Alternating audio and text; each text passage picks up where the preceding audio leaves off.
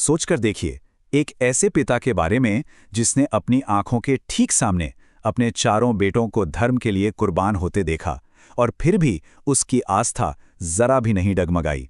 आज हम सब मिलकर गुरु गोबिंद सिंह और उनके उस बेमिसाल परिवार की कहानी को समझेंगे।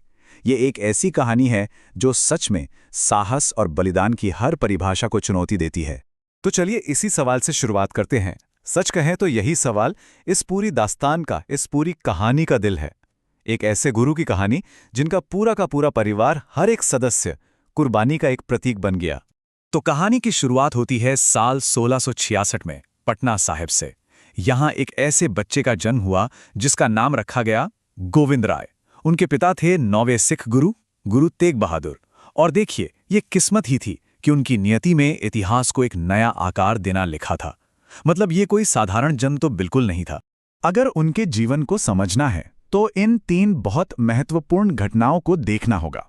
1666 में उनका जन्म, फिर 1675 में उनके पिता की शहादत और उसके बाद 1699 में खालसा की स्थापना।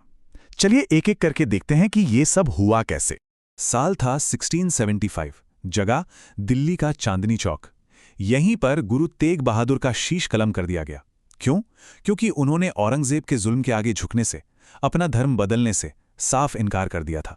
और यही बलिदान, यही शहादत उनके बेटे के जीवन का सबसे बड़ा, सबसे निर्णायक मोड़ बनने वाली। और उसी दिन महज 9 साल की उम्र में उस बेटे ने, गोविंद राय ने, इतिहास का सबसे भारी ताज पहना।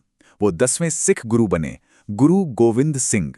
जरा सोचिए इस बात को, इतनी सी उम्र में अपने पिता के बलिदान को अपनी ताकत बनाने की जिम्मेदारी। अब आगे बढ़ते हैं साल 1699 में, बैसाखी का वो ऐतिहासिक दिन। ये वो पल था जब गुरु गोविंद सिंह अपने अनुयायियों को सिर्फ भक्त नहीं बल्कि संत सिपाही बनाने वाले थे। क्या मतलब है इसका? मतलब ऐसे योद्धा जो ध्यान भी करते हैं और अन्याय के खिलाफ तलवार भी उठाते हैं। एक भरी सभा में गुरु गोविंद सिंह ने अपनी तलवार उठाई और एक सवाल पूछा।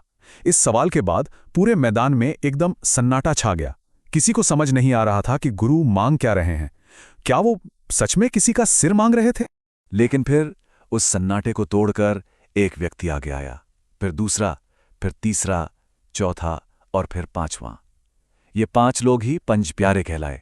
वो लोग जिन्होंने गुरु की एक आवाज पर अपना सब कुछ, अपना अहंकार, अपनी जिंदगी, सब कुछ न्योछावर करने का साहस दिखाया। कहते हैं कि उस दिन डर की मौत हुई और खालसा का जन्म हुआ। देखिए, ये सिर्फ एक घटना नहीं थी, ये एक सामाजिक और आध्यात्मिक क्रांति थी, एक रेवोल्यूशन था। एक ऐसे समुदाय का जन्म हुआ जो जुल्म के सामने झुकने से इनकार करता था, जो जात पात के बंधनों से आजाद था और जो धर्म के रक्षक थे। अब कहानी के उस हिस्से पर आते हैं जो शायद दिल को दहला देता है, लेकिन साथ ही हिम्मत की एक ऐसी मिसाल है जो कहीं और देखने को नहीं मिलती। ये कहानी है गुरु गोबिंद सिंह के 4 बेटों की, जिन्हें बहुत सम्मान से 4 साहिबजादे कहा जाता है। जरा इन नामों और इनकी उम्र पर गौर कीजिए। अजीत सिंह सिर्फ 18 साल, जुझार सिंह 14 साल और 2 छोटे साहिबजादे जोरावर सिंह 9 साल और फतेह सिंह सिर्फ 7 साल के। ये सिर्फ बच्चे नहीं थे, ये उस विचारधारा के, उस सोच के प्रतीक थे जिसके लिए वो जिए और जिसके लिए उन्होंने अपनी जान दे दी। जब मुगल सेना ने आनंदपुर साहिब को घेरा तो दोनों बड़े बेटे अजीत सिंह और जुझार सिंह लाखों की फौज के सामने बहादुरी से लड़े और शहीद हो गए। और उसी उथल पुथल में परिवार से बिछड़ने के बाद 2 छोटे साहिबजादे जोरावर और फतेह सिंह अपनी दादी माता गुजरी के साथ पकड़ लिए गए। और जब गुरु गोविंद सिंह तक अपने बड़े बेटों की शहादत की खबर पहुंची तो जानते हैं उन्होंने क्या कहा? उन्होंने आसमान की तरफ देखकर कहा, मेरे बेटे मरे नहीं, वो इतिहास बन गए। उनकी आवाज में दुख नहीं था बल्कि एक पिता का गर्व था। उनका मानना था कि उनके बेटे मरे नहीं हैं, वो तो हमेशा के लिए अमर हो गए। उधर छोटे साहिबजादों को सरहिंद के नवाब वजीर खान के सामने पेश किया गया और वहां उन्हें एक भयानक चॉइस दी गई, या तो इस्लाम कबूल करो या फिर तुम्हें जिंदा दीवार में चुनवा दिया जाएगा। सोचकर देखिए, सिर्फ 9 और 7 साल के बच्चों के सामने ये शर्त रखी गई थी। उन मासूम बच्चों का जवाब आज भी इतिहास में गूंजता है, बिना किसी डर के। उन्होंने एक आवाज में कहा, हम धर्म नहीं छोड़ेंगे। उन्होंने मौत को चुना, पर अपनी आस्था, अपने पिता की विरासत, उससे कोई समझौता नहीं किया। और जब ठंडे बुर्ज में कैद उनकी दादी माता गुजरी को अपने पोतों की शहादत की खबर मिली तो वो रोई नहीं। उन्होंने प्रार्थना की और बस इतना कहा, आज मेरा परिवार पूरा हो गया। और बस यही कहते हुए उन्होंने भी अपने प्राण त्याग दिए।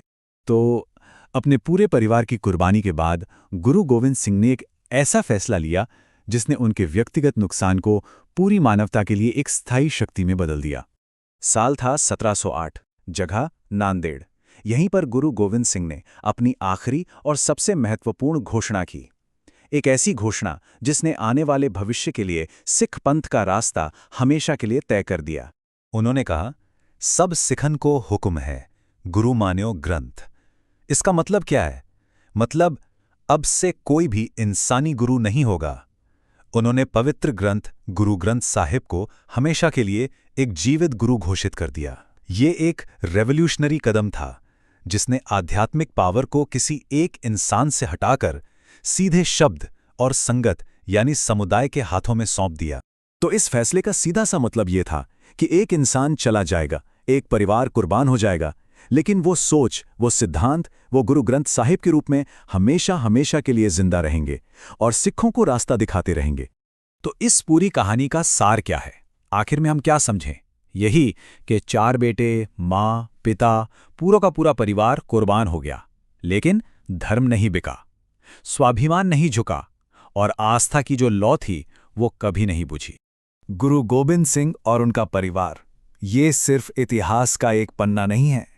उनकी कहानी आज भी हम सबसे एक सवाल पूछती है कि अगर वक्त आए तो क्या इतना साहस दिखाया जा सकता है? ये एक ऐसा सवाल है जिसका जवाब शायद हर किसी को अपने अंदर ही खोजना है।